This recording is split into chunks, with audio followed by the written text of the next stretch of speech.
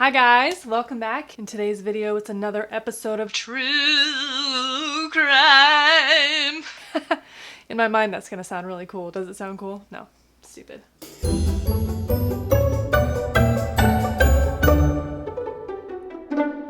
So, this one's good.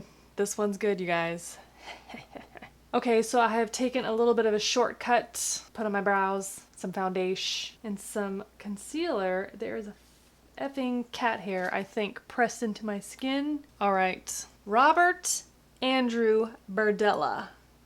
Heard of him? Heard of him? Andrew Robert Berdella was born in Cuyahoga Falls, Ohio, on January 31st, 1949. He had a brother named Daniel. He was brought up in a very, average Catholic family in the, early 50s.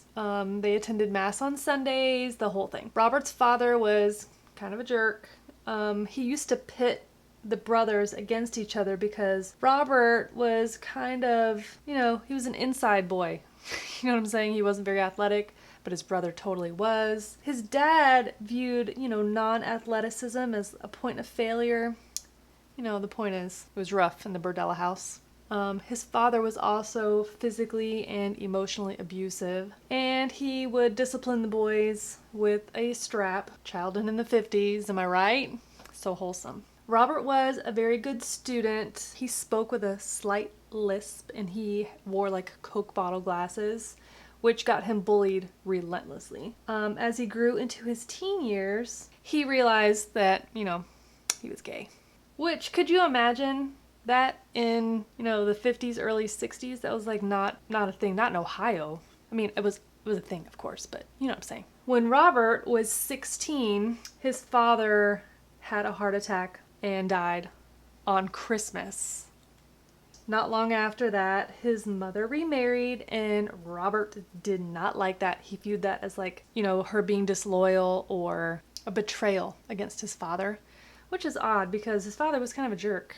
So, whatever. So after high school, Robert decided his career path was he wanted to be an art professor. He enrolled in the Kansas City Art Institute. So art school in, the 60s had him feeling experimental, and he started abusing drugs and alcohol. He was arrested one time for selling drugs to an undercover police officer. The charges didn't stick. I don't know how that doesn't stick, but okay, whatever. While he was in school, worked as a short order cook, and it was during that time that he really started having some feelings, fantasies, murderous feelings and fantasies. He started torturing animals. He started testing various drugs on stray dogs. Like, he would catch them and then he would test out dosages on stray dogs to see how much he could give an animal before it lost consciousness or died. So Robert eventually started catching some heat from the art school because he started involving animals in his art, and he sacrificed a duck on stage, like killed a live duck and then cooked it and ate it, and people were like, no thanks. So he eventually voluntarily withdrew from study at the art school. Okay, so career path adjustment. Robert has dropped out of art school. He's starting to focus on his cooking. He decided he's going to be a chef. So he actually became quite an accomplished chef in the Kansas City area. He worked for many well-known restaurants and country clubs.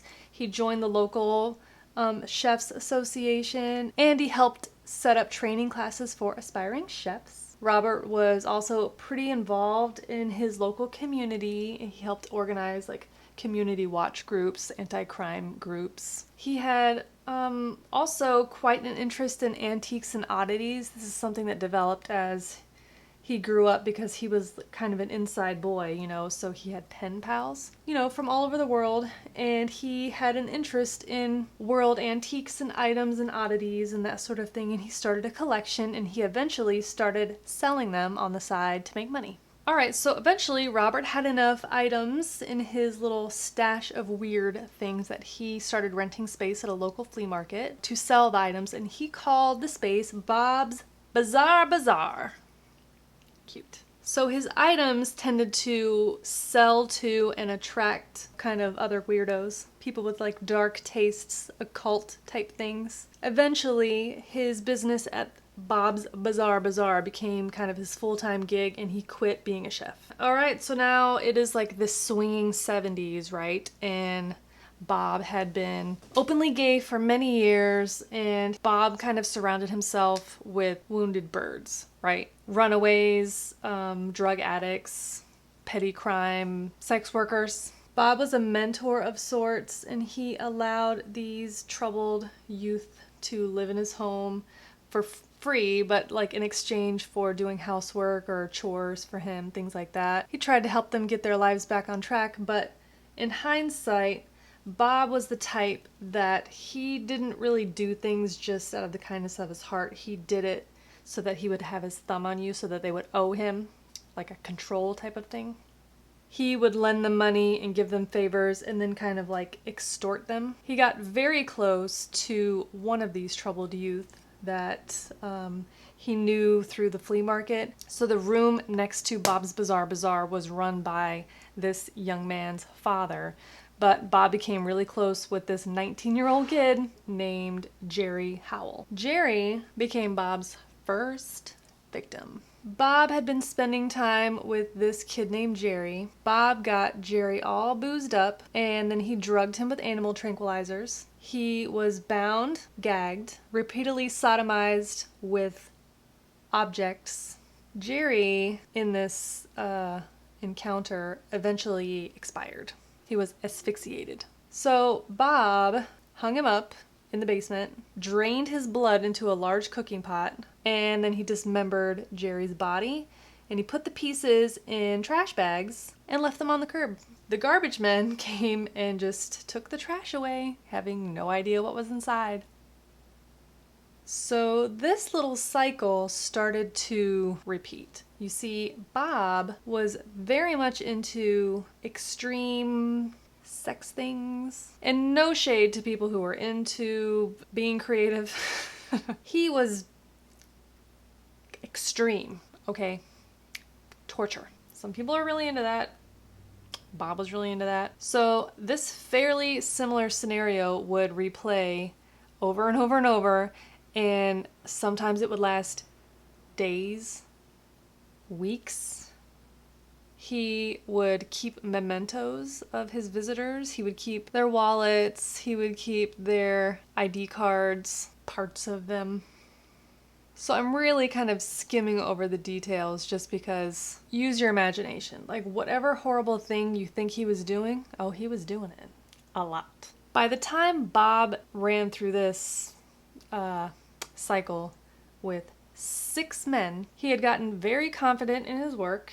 So after 6 weeks of torturing one particular guest named Larry Pearson, Larry had enough, and he bit Bob on the pee-pee. Larry bit Bob's penis. Okay, sorry kids, earmuffs. This one, sorry, I should have put this at the beginning. This one's not kid-friendly. Earmuffs. Okay, Larry bit Bob's penis. And it was so bad, Larry had to go to the hospital. So he went, he got checked out. They told him that he's gonna have to stay for a few days. So he's like, okay. So Bob hurried home to pack himself a bag and also to, you know, suffocate Larry the Biter with a plastic bag. When Bob got home from his little hospital stay, he disposed of Larry's body in the usual way, but he kept Larry's skull. So apparently over this, the week's encounter with old Larry Pee-Pee Biter Pearson, rest in peace Larry, I guess Bob was kind of impressed with Larry's moxie. He had a skull already from someone else in his back garden, so he dug up that one. He dug up that one and put it in his closet and put Larry's skull out in the garden. I get maybe that was like a position of prestige, So again, this cycle continues to repeat, and he would bring home a friend and he would drug them, incapacitate them, torture them for varying amounts of time, and then he would eventually kill them and dispose of their body. So on March 29th, 1988, Bob picked up lucky victim number 7, a young male sex worker, or maybe he was a drug dealer. His name was Chris Bryson. He brought him back to his weird house. He drugged him and tortured him, of course. And on day 4, when Bob was at work at the Bazaar, Chris escaped. So Bob had left old Chris, or young Chris, and Bob, had left a book of matches in the room. Oops. So Chris took the matches and used them to burn through the ropes, his restraints. Very clever, Chris. He jumped out of the second-story window, breaking his ankles in the process, and he ran across the street. There was a meter reader, working across the street. Also, when Chris jumped out of the window and approached said meter reader across the street, he was wearing a dog collar. Only. So they called authorities to respond, of course. Help arrived and they began treating Chris for his injuries. He was totally, hurt. Lots of injuries, abrasions, all the sorts of things that you would imagine a person might endure for 4 days of being tortured. While Chris was, revealing the horrors that he had endured over the past 4 days, Bob was not home. So while they took Chris away and had applied for this warrant, Bob came home from work. So police approached Bob's home, and there was enough that they could see that corroborated Chris's story, and they were able to arrest Bob. He declined officers' permission to enter his home without a search warrant. But remember, they had already applied for one, and it was quickly granted, especially after Bob was like, no, you can't come in. So once police were able to enter Bob's home with the search warrant, what they found inside was like a literal nightmare. They found 357 photographs of victims in various positions of torture. There were pipes, trays of syringes, ropes, leather belts, restraints, knives, saws, all kinds of things. It was also obvious that these things were in heavy use. They had stuff on them, all sorts of things. Also found was a detailed torture log, like a diary of naughty things. So in this torture log, Bob kept very detailed reports of all the horrible things that he would do to these people. So as would be the case with all of the guests, Bob kept a very detailed log of everything that he did, including all of the murders. So not all of the torture sessions in the book led to murders. Berdella had established rules of the house, which were mandatory for his victims, or they risked being beaten or receiving bolts of electric shock through body bits, sensitive zones of the bodies. Use your imagination. This torture, okay, you guys. This is where it's going to get really gross. You might have to click off. It's going to get gruesome. He would inject things into the victims' bloodstreams. He would swab their eyes with ammonia. He would pour bleach in their throats. These were all tactics to incapacitate the victims so that they could not see, speak, scream. He would also fill his victims' ears with caulk so that they couldn't hear him coming. Just think of the worst things that you could do. That's what he was doing. Bob was a super sicko. So after police combed through Bob's weird torture nightmare house for 2 days, the authorities had an overwhelming amount of evidence to charge Bob on 7 counts of sodomy, 1 count of felonious restraint for Chris, the guy who escaped, and 1 account of first-degree assault. So yes, okay, it's very obvious that there was a lot of horrible, crazy, weird stuff going on in that house, but remember, they only have 1 live person's account of these things. Bail was set at $500,000, which in, 1988 is like $1 million in today money. Ooh, I want to pump it up. Let's get some lashes on. Back to Bob. Okay, yes, they set bail on him, but bail was eventually revoked because when they were going through the photographs that they had found in Bob's home, upon closer inspection, it appeared that at least one of the men in the photographs appeared to be dead. After even closer inspection of the photographs, it was discovered that at least 23 men identified in the photographs were homicide victims. So by this time, investigators also discovered the bones in Bob's backyard, including the skull of Larry Pearson, the penis biter. Oh, Larry. I don't blame you. I think I need more mascara on the bottom. What do you say?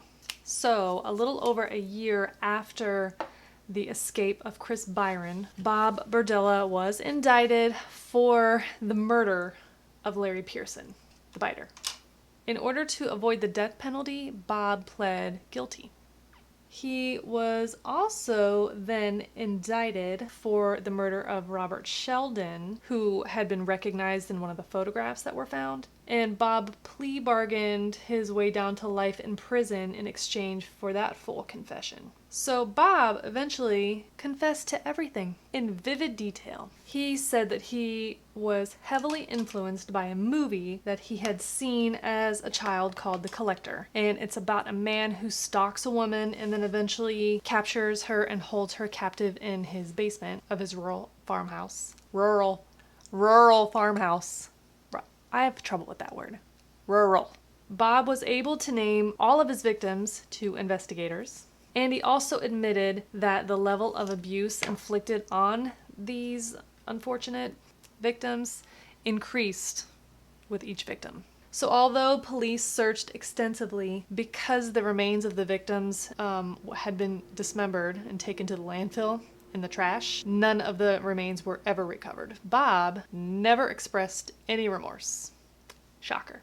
Bob was eventually awarded, if that's the word you want to use, awarded. Bob was eventually given a life sentence for each murder that they were able to prove, so a total of 6. And he was sent to Missouri State Penitentiary. I don't know why I said it like that. It's weird. So once he was in prison, Bob started giving interviews. He gave interviews to local TV stations in an attempt to restore his image as a sensitive citizen who just made some mistakes. He blamed the police for not stopping him sooner. Oh, okay, Bob. He claimed that he had been unfairly demonized by the media, and then he also complained about prison conditions. Bob! When all this stuff was discovered and the police first went to his house, they found not only all of this crazy torture and sex devices and things, but his house is filled with all that weird shit from Bob's Bizarre Bazaar. Human skulls, taxidermy, just go crazy stuff. But the prison conditions? Bob, stop, I cannot. So also part of his complaint about these prison conditions being unfair is he complained that prison guards were not providing him his high blood pressure medication, and they knew that he needed it, and they were keeping it from him. So on October 8th, 1992, Bob wasn't feeling good in prison that day. He was having some chest pains, and he later died of a heart attack. He was 43 years old. So Bob's Bizarre Bazaar and his home were confiscated and sold at auction on 4 separate dates after his conviction. The house was later purchased by a local millionaire who had it demolished, and then he donated the empty lot to the neighborhood.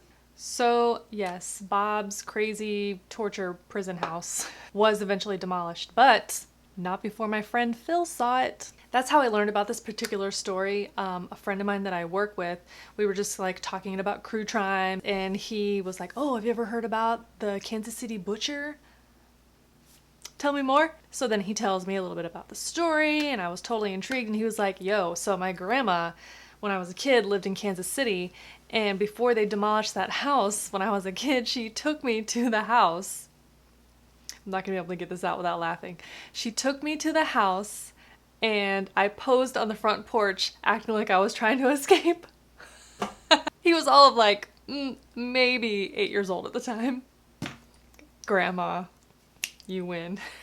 Oh, that was the story of the Kansas City Butcher. This one was a doozy. It was gruesome. It was risque. So I'm really glad that you guys are still enjoying this Crue Trime series. I have a lot of fun putting these stories together, kind of picking one that's unique enough and salacious enough, interesting enough to, you know, talk about while I'm just painting my face. As always, if you can't get enough of watching somebody put on makeup and telling a Crue Trime story, there are other channels that are doing this as well. I encourage you to check them out. I will link some down below, including the amazing, gorgeous, all-around awesome Bailey Sarian. So I have some really special things coming up. Next week is a video that I'm so excited about. I hope you guys are going to be into it. The week after that is going to be, I'm just shaking it up a little bit. So instead of being on my regular schedule, I'm going to give you some off-schedule videos. Yes, I said 2 videos, and they're going to be collabs. So, stay tuned, come back, subscribe, share, all those things. Thank you so much for hanging out today and for watching this video. I really appreciate it. If you want to see more videos like this one, then consider subscribing to my YouTube channel.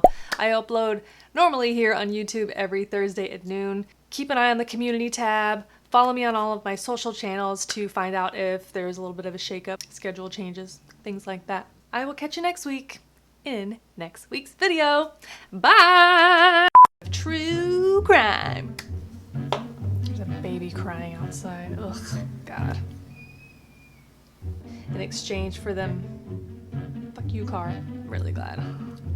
Left my microphone on. Looks like, whoops, true crime. Putting it to, fuck.